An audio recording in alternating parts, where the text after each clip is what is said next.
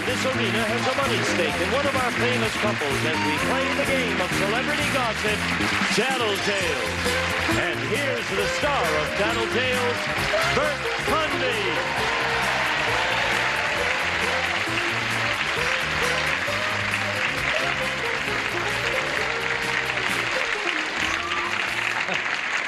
Hello, everybody. Thank you. Welcome to Tattletales.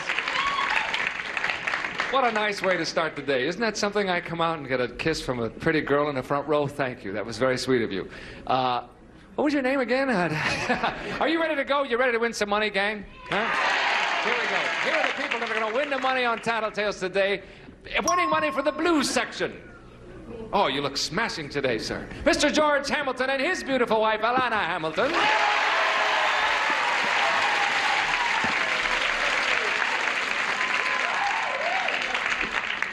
These people only can say one word for themselves. What is that? Deserving. Deserving? They are deserving. Are they deserving? Okay. I had another word for them. It was greed was the word I had. Alana, are you ready to go? I'm ready. Okay, here we go. Winning money today for the banana section. There he is. He's doing so well. Mr. Alan Ludden and his wife, Betty White. Okay. Hey, listen, Betty. Hey, I have a question for you all. Why is Friday the 13th of February a lucky day for all the people in Pittsburgh? Pittsburgh! Do you know? You don't know the answer. I know the answer. What is the answer, The sir? answer is, Betty, you don't know this answer either. I But don't? the answer is that on Friday the 13th in Pittsburgh at the Holiday House, Bert Convy and his dynamite act are going to open, and good luck to all you people in Pittsburgh. See him. Oh, that's sweet of you. Thank you. We'll look for you. That's tomorrow. Tomorrow, right? That's tomorrow night. And you That's love right. doing your act, don't you? Oh, I really do. You know, you look like you're having fun when you're doing it. Oh, it's great fun. And we will be there for 9 days, I believe. At the Holiday House. At the Holiday House in Pittsburgh. Please come if you can. We'll have a good time. Don't Thank you, cry, Alan. Bert. They'll I come. will, Bert. Okay. Thank you, Betty. Winning money today for the red section from Petrocelli, Susan Howard and her husband, Mr. Calvin Crane.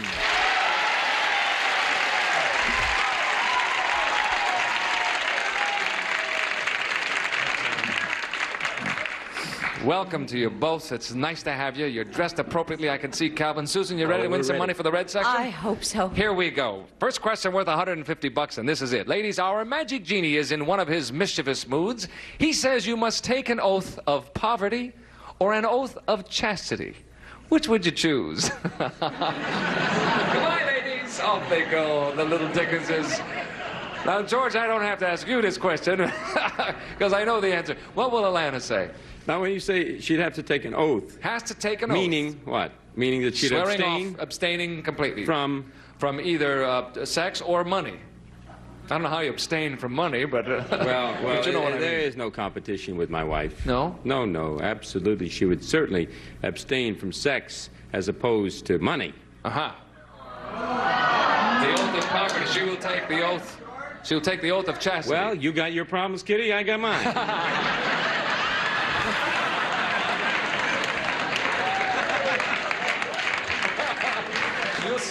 She'll say she will take the oath of chastity. She's never going to be poor. That No. woman will never be poor. No, sir. Okay. There's no competition with it. I mean, I'm not saying that married now that we don't have both, but if the going gets rough, the rough will get going. I want to always remember you said that. Yes. Remember where That's you when heard that. when the going gets rough, the rough will... Oh, that's Yeah, that's brilliant. good. I heard somebody else say Benedict that Arnold once. said that. Yes, I know. Who said that? Benedict Arnold. Yes, and somebody else, too. That's an after-dinner drink, Benedict Never Arnold. mind. You'll say she will take an oath of chastity. Here she comes. You must make your choice. You must take an oath of poverty or an oath of chastity. Which will you choose, Alana? Why would I want to do either one of those things? I don't know, but it's our genie who insists. Well, I ain't never going to take an oath of poverty, I can tell you that. That's what the man said.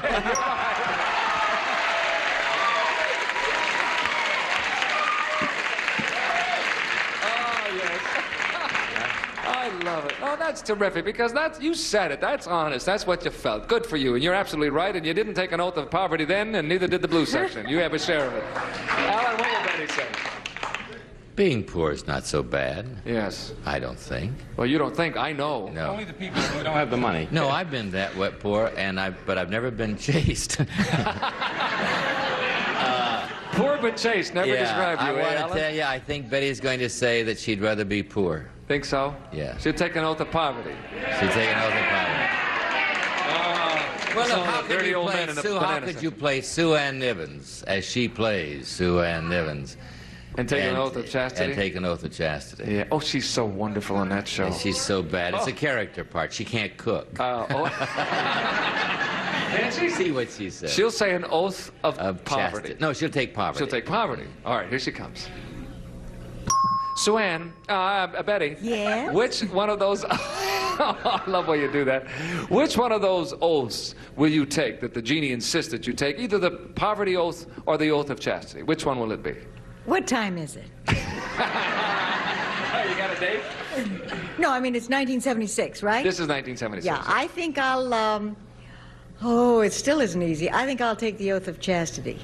No, that's not what the man said. I think I'll take the oath of poverty. No, that's not what That's Alan a said. revelation. Are you I shocked, really am Alan? shocked. It's a revolution. What'd you say, Betty? Nothing, dear. What'd you say? What'd she say? Nothing at all. Nothing. Oh. No.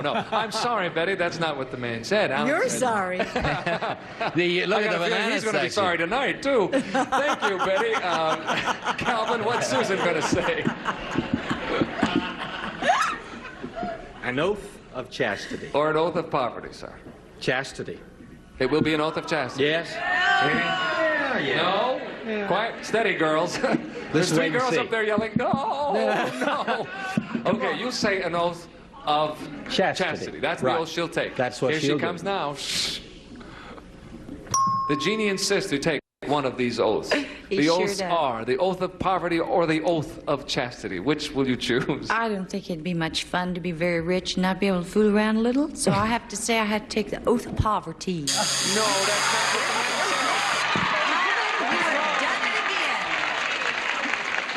Boy, it's incredible that they didn't get this.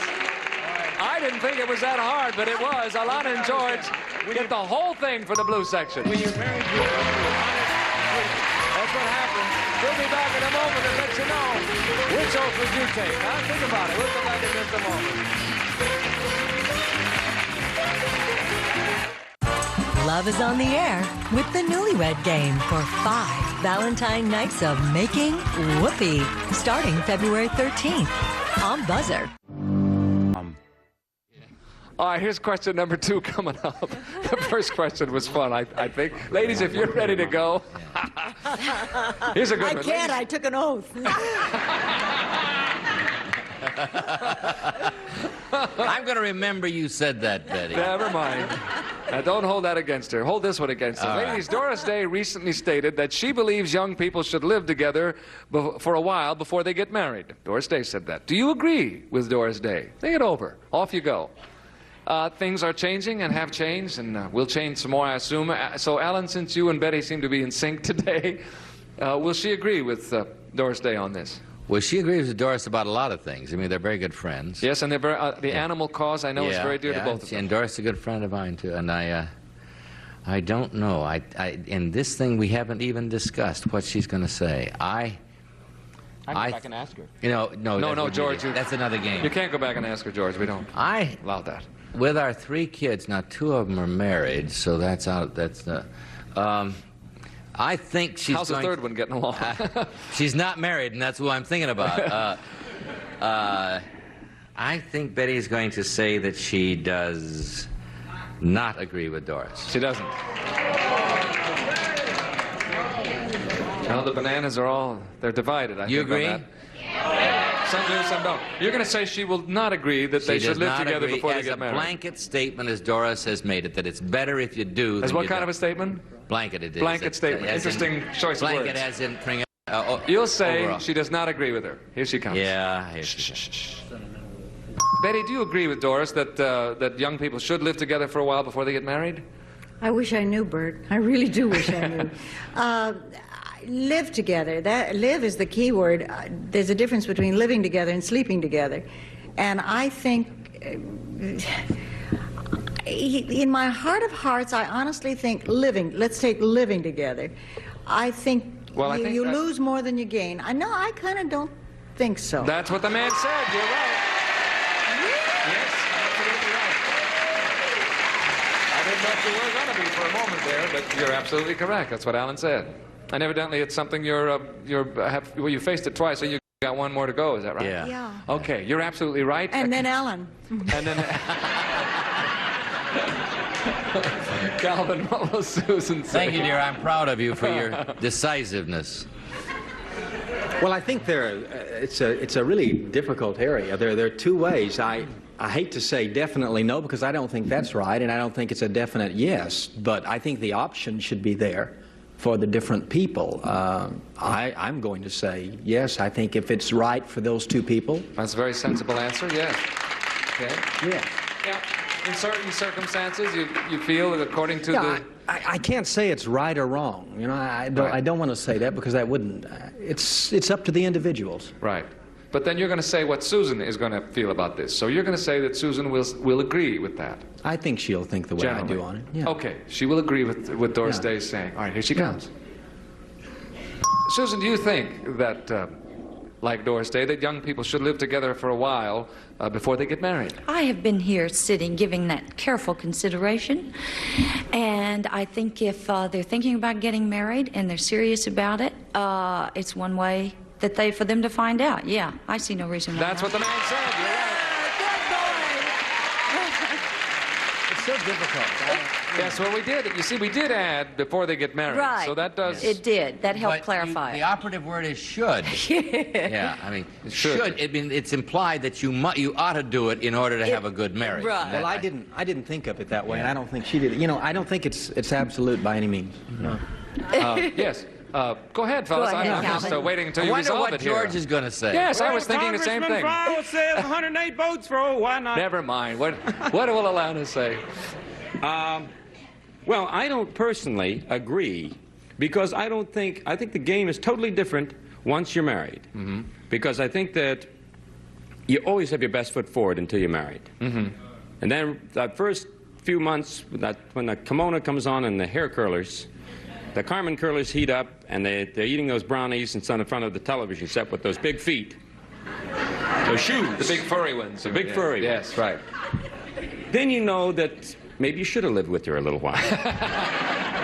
I would say that Alana would agree that they should, because Alana is open-minded about things and also would believe that that's true. And it's taken Doris Day a long time to take this stand. Doris Day and Mrs. Ford have not always had the same stand. They've just come around to this. Is that right? I don't know that I agree with their stand, but I think Alana would. You think Alana will? Yeah. That's what counts. Here she comes. Alana, do you agree with Doris Day that young people should live together for a while before they get married? Yes, definitely. That's what he said. You're right. See how fast you did that? Everybody's right. We're still 3 ways, gang, and we'll change places. And at halftime, we shall return with some more of Tattletales. Please come back after this message for you. Don't go away.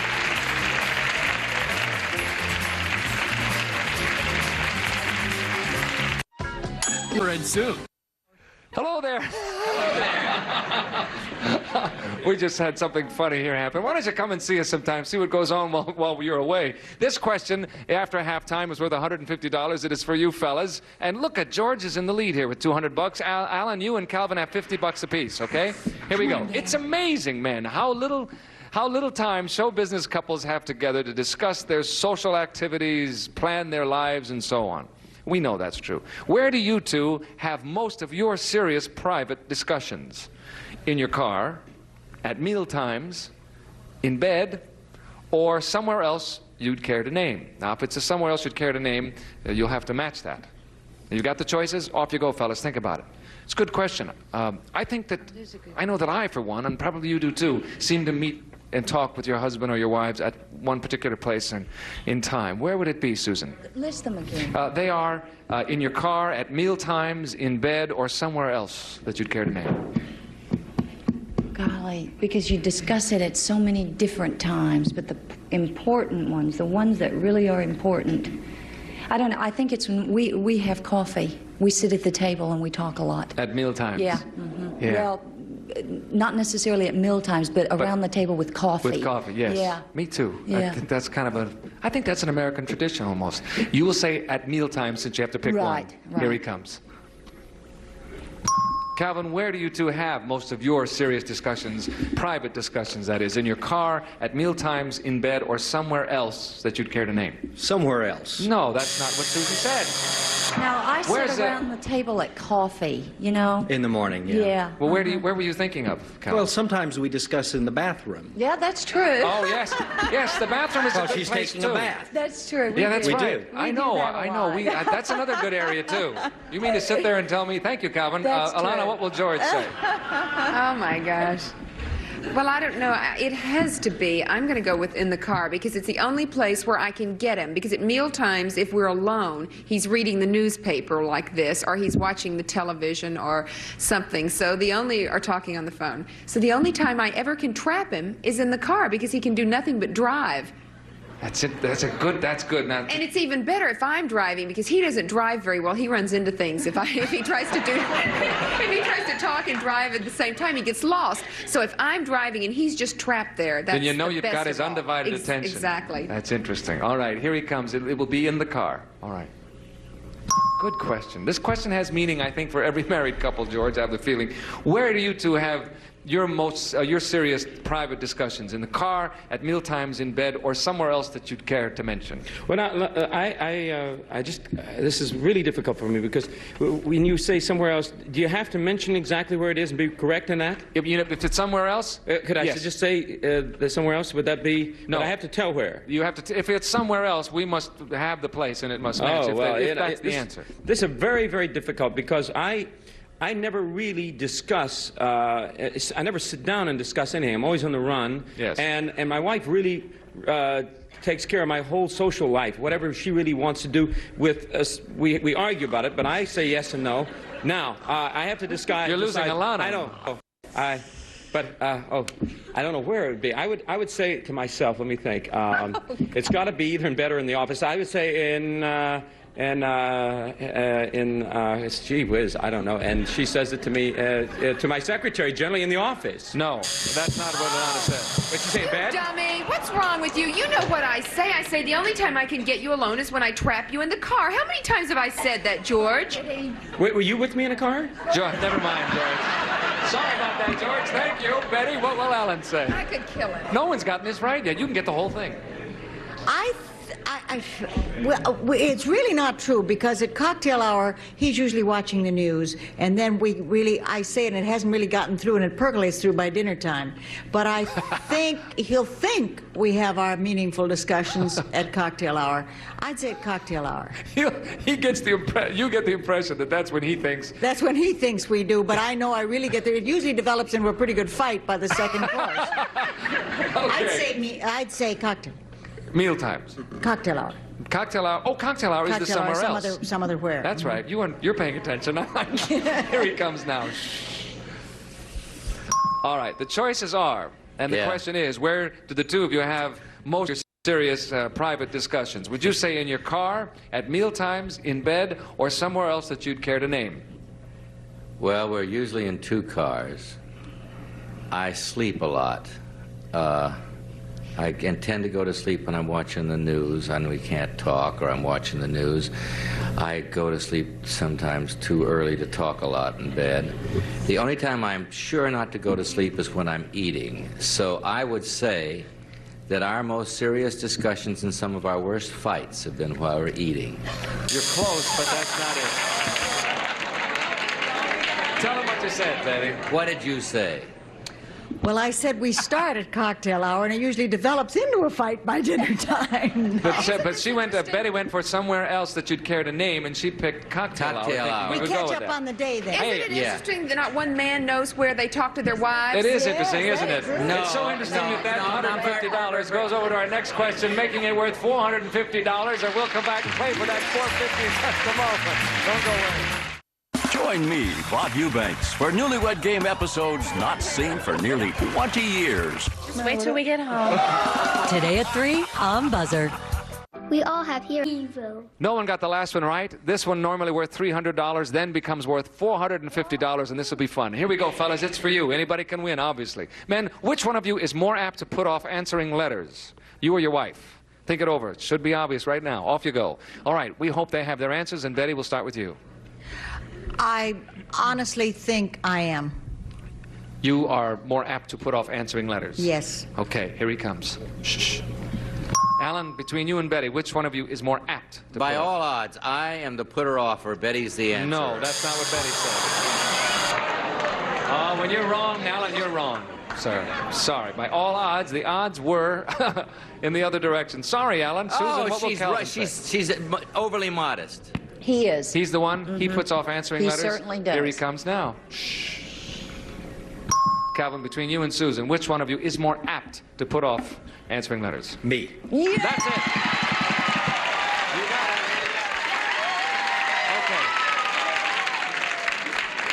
All right, here we go. This is fun because this will decide the game. They can win it from 50 bucks It's and in win. the bag. It is? Think so, huh? Tell us about it. He's terrible about writing letters, and I will write a letter to anything. I mean, airlines, anything, complaint letters. You're the one. Yes. He is more apt then to put off answering letters. He George. is more apt to put it off. Right. Yes. Here he comes. This will decide the game, George. You get this, you win it for the Blues. If you don't, Susan and Calvin win it for the Reds. Which one of you is more apt to put off answering letters? Well, I think it's neck and neck, but I got to tell you that last week we had an argument about this because I didn't answer one to my former girlfriend, so I would say she'd think I would be one. That's it! You got it! Alan and George, Susan and Calvin split the pot in half, but the Blues have won it. Time is up and they run away with it. We'll be back in a moment, let you know how much the Blues have won. Don't go away, see you in a second. The Blues go bananas. The Blues have done it with George and Alana. $425. We had $1,000, $1,400. That's all we have time for. Goodbye, everybody. Good comments. See you next time. This is Dean Wood speaking for Tattletales, a Mark Goodson, Bill Codman production.